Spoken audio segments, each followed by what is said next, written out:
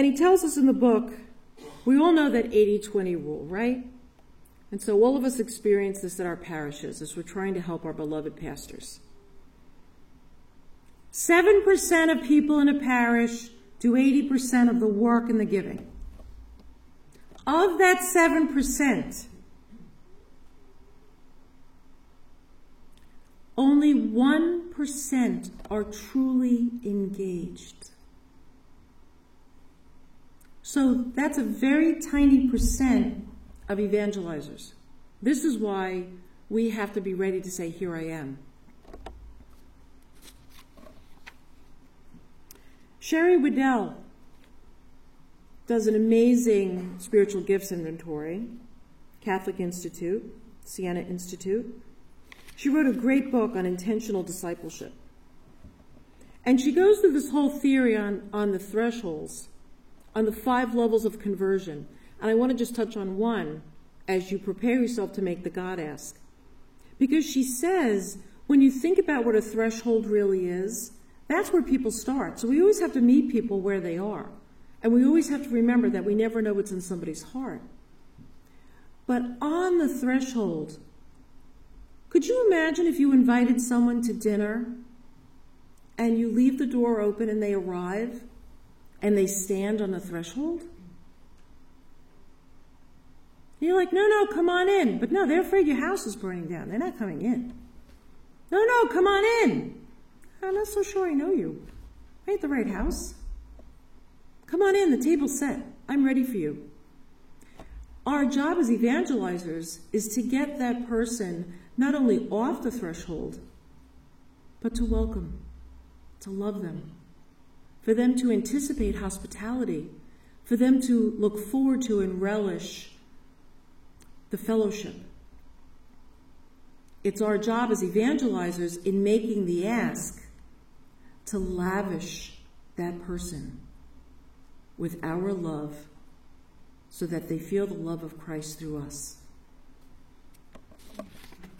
And then, of course, we have Scott Hahn in Evangelizing Catholics.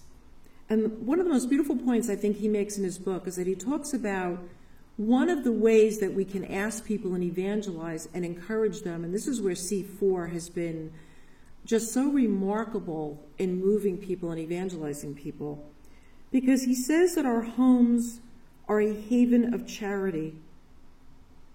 To cultivate a prayerful, hopeful, and faithful spirit provides our testimony. There is nothing more powerful in making the God ask than inviting somebody into your home, inviting somebody into fellowship, inviting someone to be with you, to be present to them, watching your cues, to be alert, letting the Spirit work through you, showing kindness. And that's the way that we invite them then to the next step. What do we catch in deep waters? We can look at some examples from our own life. There's one particular person I'd like to highlight, and that's my dear friend Vera. 10 years ago, I was just finishing a Christmas program at church. I was very tired. It was about 4:30, a couple days before Christmas, and I was waiting for someone to come pick up all the gifts. And this beautiful young woman comes into the church hall, and I was just sitting there praying, and she brings in a ladder, and she gets up on this high ladder, and she's starting to hang Christmas decorations. And she was all by herself. And there began one of the most beautiful friendships that has enriched my life and is now one of the leaders on C4, is accompanying the couples on 3 to get married, is supporting our benefit. They're in spiritual direction. The accompaniment began because all I did was I was alert. I was paying attention.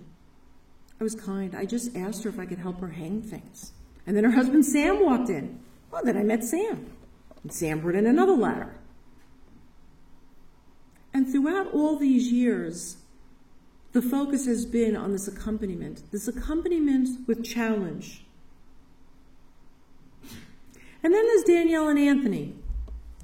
Father Jason and I just met with Danielle yesterday. They will now begin and be the couple for the third group that we are beginning C4, New Beginnings, Catholic Couples, Cocktails in Christ, New Beginnings, young couples with small children. Their issues are much different than perhaps Jeff and I in our legacy group, where couples have been married 25 or 30 years.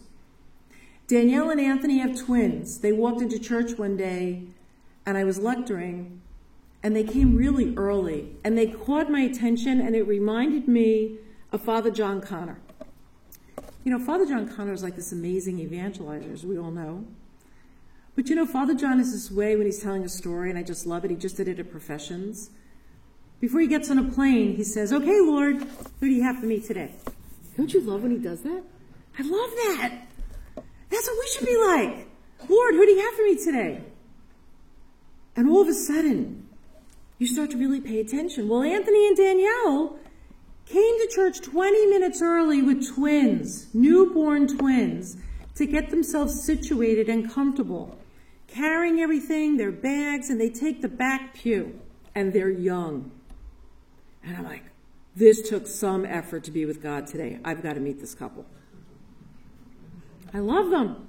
Okay, they were on my radar. They got into the net. They haven't gotten away yet. All it took was a greeting, a welcoming. They were new to the church. And about a week later, Danielle came up to me at the next Mass, and she said, "I want to help here. What can I do?" And I said to her, "Have I got a job for you? Because God has big plans for you." Okay, she's a C4 leader with Anthony. But they've been lavished with RC Love. They've been lavished with their LCs. And Anthony has attended our Lenten Linebackers, L2. I love all these names. He goes to H3, Holy Happy Hour.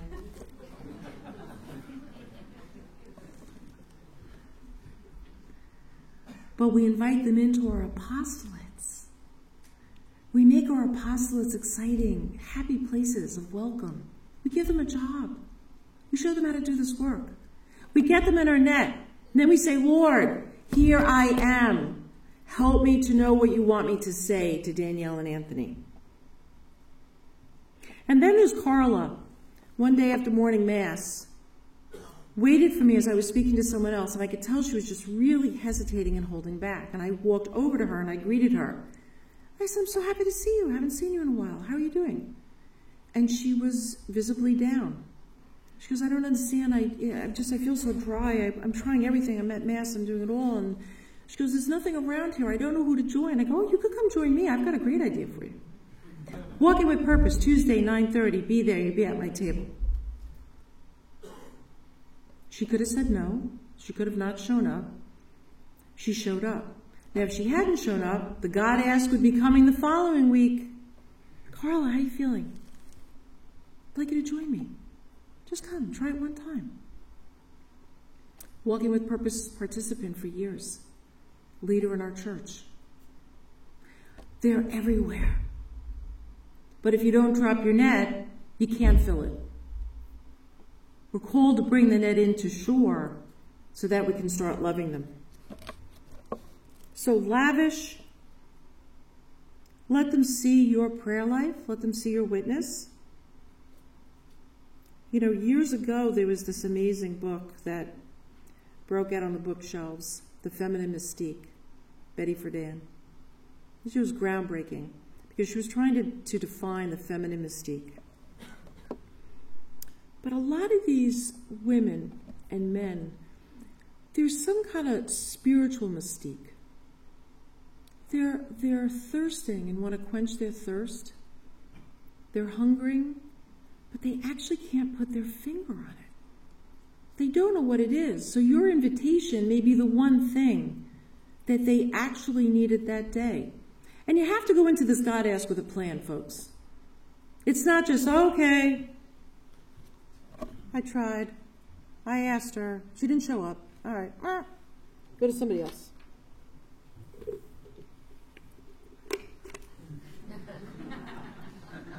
This is the shore. What do you think you're catching with this?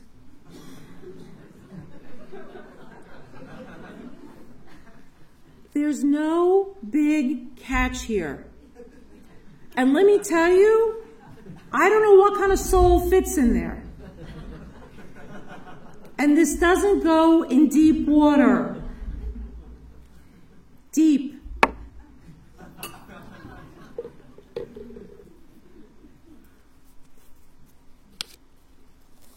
Brother Anthony?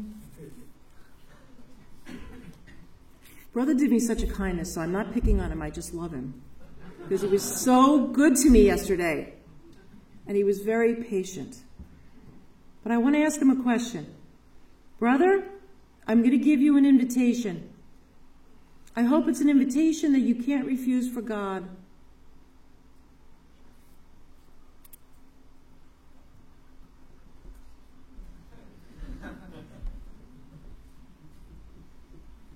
Now let's think about it. Brother, yes. Would you like this from God or this from God? Probably. Would you like this invitation from God or this invitation from God? The bigger one.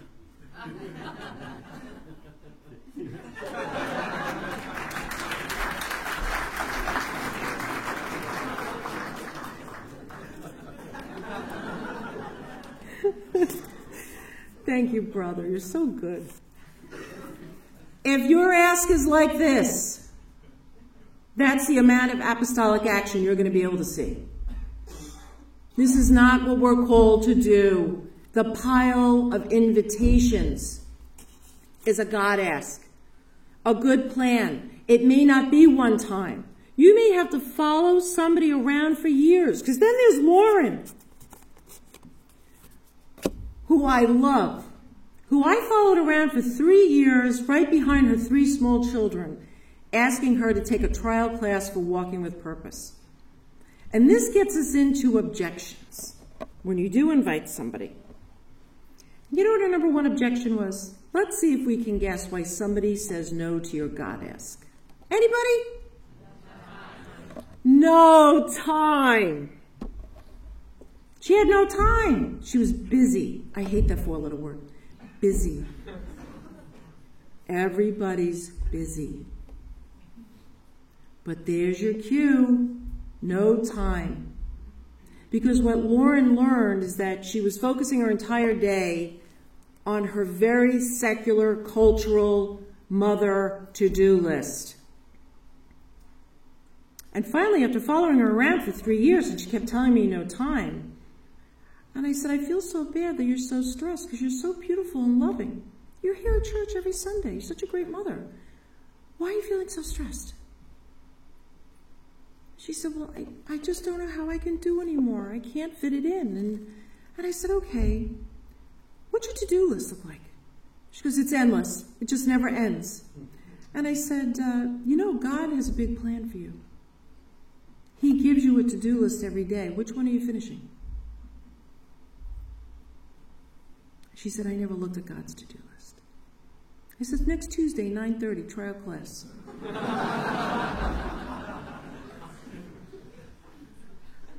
She goes, okay, but if I'm uncomfortable, I said, I will not ask you to go to Walking with Purpose one more time. And she came. And she calls herself a repeater because she stayed on 101 for 2 years. Just opened a new chapter in our church. She's a team leader. She started looking at God's to-do list. So when we're alert, we let the Spirit work in us, and we're kind, we start to really look for these cues to invite other people in. And the ask, ladies and gentlemen, is always done eyeball to eyeball. I love the technology, but when you're going to do a God ask, you must be eyeball to eyeball with somebody. Do you know what it's like to get an invitation by text? It's not very loving or welcoming. Sometimes it's necessary. But if you're evangelizing, you have to go eyeball to eyeball with somebody. They've got to feel your love. They've got to see your love. You can't miss an opportunity. You need to find out how you're going to overcome an objection to lovingly keep inviting them in. You need to affirm the person. Affirm where they're at, lovingly, gently. And the one thing you cannot do is be the church lady. I never really watched that on Saturday Night Live, but I had to Google it recently, and I thought, let me just understand what she looked like.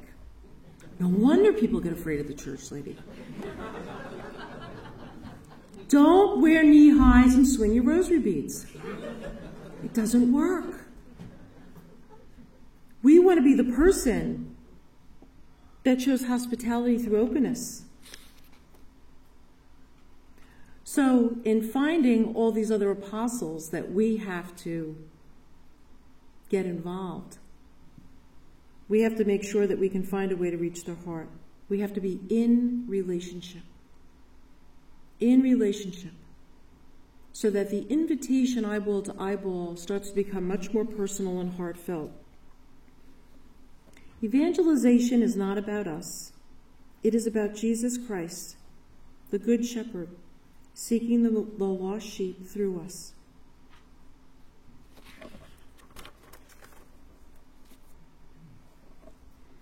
And as you're sitting there thinking, well, who am I going to invite? I've asked every person that crossed my path since I've been in Regnum Christi. I just can't go back to those people. I want to offer a couple of thoughts on that. Who are your 5 go-to people in your life? Now, I'm not on Facebook and everything else. Nobody has 200 close friends that are go-to people.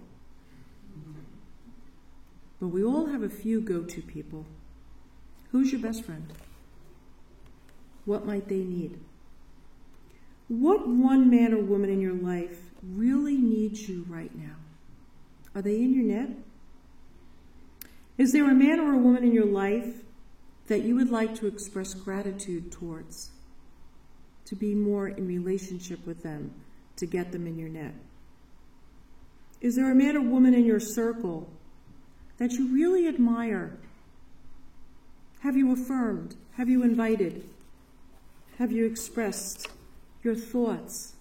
You'd be surprised how few people receive affirmation and a word of thanks or a word of kindness in their regular day, whether it's at church, in the neighborhood, on the street, or at work.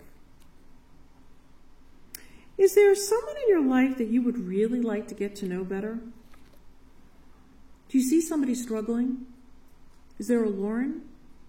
Is there a Carla that's hesitating and you kind of feel like they're on the cusp of something? They're on the threshold? Can you list 5 friends that are more acquaintances, but you share things with? Sports team, book club, a seat on the train. Who are your church leaders and your lay leaders? Are they engaged? Or are they just busy doing ministry? Or are they active in an apostolate? Because we can all get very busy at church. That doesn't mean that we're working in apostolate. Who runs the Bible study at your parish? Who attends? Who are your last 10 text messages from? They in your net? They engaged? And what friend right now emails you more than any other person? What's behind that? Who makes you laugh? Who needs your shoulder right now? Of all those people that cross your path, who can you give an eyeball to eyeball loving ask to on behalf of God?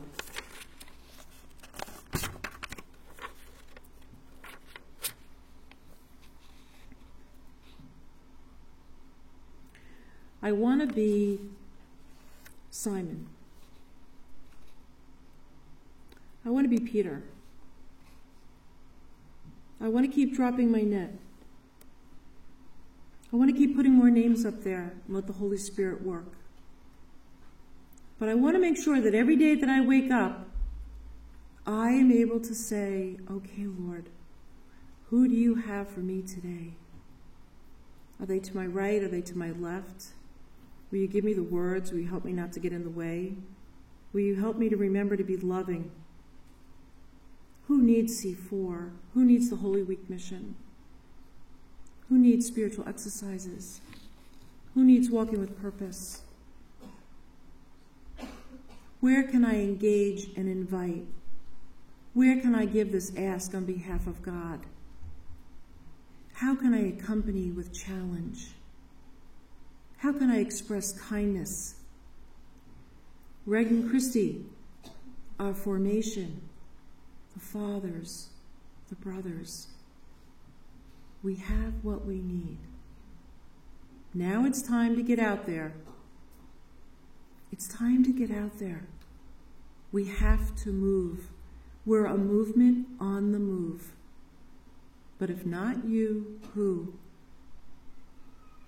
So I want to ask, are you ready to get up and say, here I am, Lord.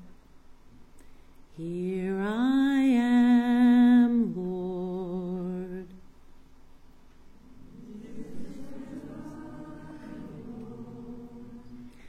I have heard you calling in the night. I will go, Lord, if you lead me. I will hold your people in my heart. I love you more.